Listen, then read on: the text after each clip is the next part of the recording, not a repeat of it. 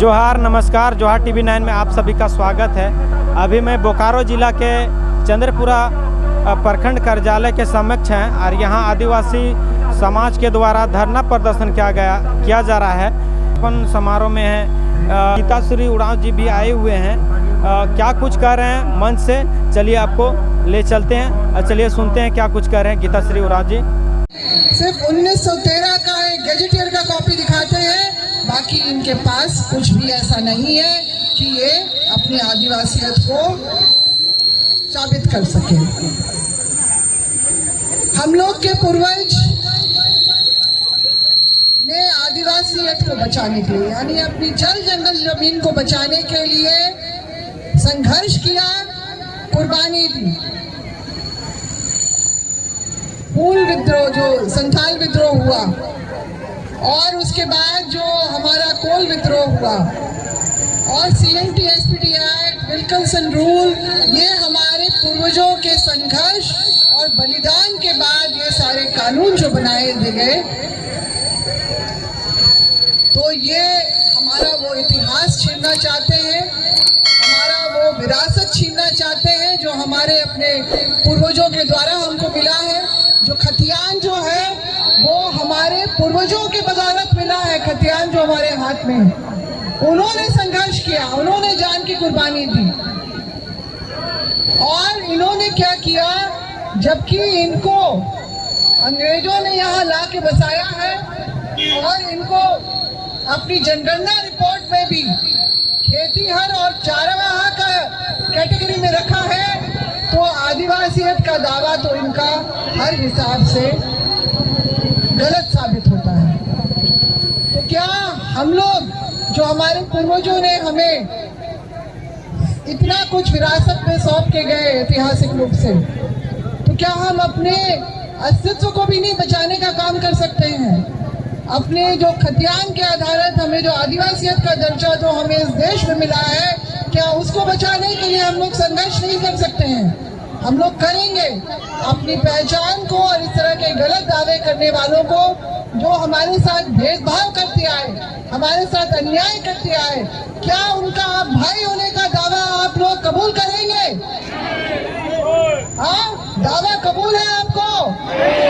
तो इसके लिए इसी तरह से जगह जगह पे अपना विद्रोह और विरोध जो अपना दर्ज करना होगा कि जिन लोगों ने हमारे साथ भेदभाव किया, हमें नीचा दिखाया, हमें नीचा समझा, आज हमारी राजनीतिक जो उसमें अधिकार में अपनी हिस्सेदारी की मांग करने के लिए यहाँ पर अपना दावा पेश कर रहे हैं, क्योंकि इनको ये समझ में आ गया है कि 5वीं अनुसूची का ये राज्य में एक आदिवासी समुदाय का एक व्यक्ति मुख्यमंत्री की सीट में बैठ सकता है। बस एक वही परेशानी है इनकी, और इनका कोई भी दावा जो है सच नहीं है। हमारे पास वो सारे कागज हैं जिसमें इनका जो 1921 में 1910 में जो संथाल परगना में जो जनगणना हुआ था, उसमें इनको खेतीहर और चरवाहा के उसमें डाला गया है, और संथाल, सौर पहाड़िया,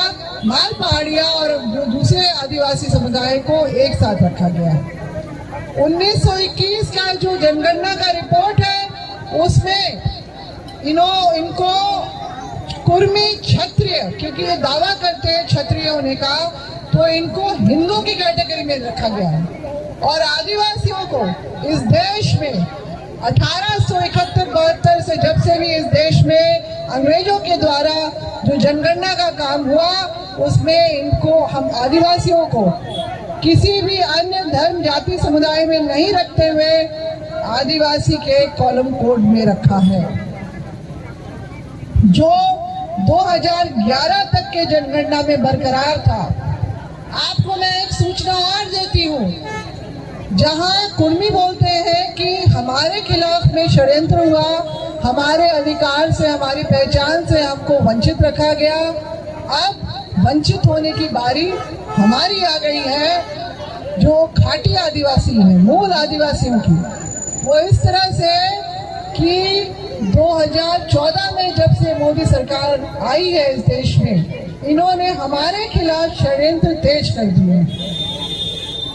इन्होंने 1994 में आरएसएस के हेडक्वार्टर में जो एजेंडा बनाया गया था कि आदिवासियत को खत्म करना और संपूर्ण हिंदू राष्ट्र बनाने का जो काम पूरा उसको अंजाम देने के लिए इन्होंने सरना सनातनी यानी हिंदू धर्म और सरना धर्म एक है, और आरएसएस के प्रमुख द्वारा ये कहना कि आदिवासी हिंदू है, इसके लिए अलग से कॉलम कोड क्यों, ये उसी बात को दर्शाता है कि आदिवासियत को खत्म करना, संपूर्ण हिंदू राष्ट्र बनाना।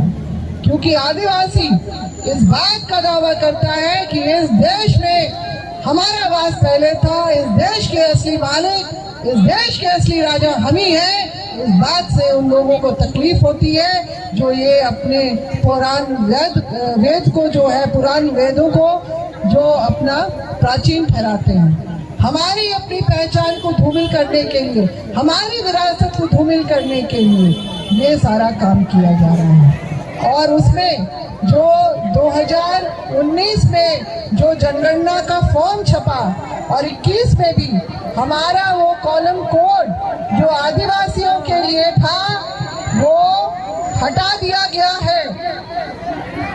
आप लोग कृपया करके मेरी बात सुनाइए कि हमारे ऊपर कितने खतरे मंडरा रहे हैं। हमारी पहचान, हमारा इतिहास, हमारा विरासत जो हमें मिला है, हमारे पूर्वजों ने दिया है, उस सब को खत्म करने के लिए और आदिवासियों को हिंदू घोषित करने के लिए, हमारा जबरन धर्मांतरण करने के लिए, हमें डिलिस्ट करने के लिए, एक तरफ ये बोलते हैं कि जो धर्मांतरित कर हो गए हैं, ईसाई बन गए या अन्य धर्म में चले आए हैं, वो हिंदू धर्म में वापस हो वैसे आदिवासी, और दूसरी नहीं तो डिलिस्ट हो जाओगे, यानी तुम्हारा कोई खाता नहीं खुलेगा यहाँ पर। उसी तरह से अब आदिवासियों का भी जबरन धर्मांतरण हिंदू धर्म में करके हमें डिलिस्ट करने के लिए वो सारी तैयारी करके बैठे हैं। कल को ये बोलेंगे तुम भी हिंदू हम भी हिंदू,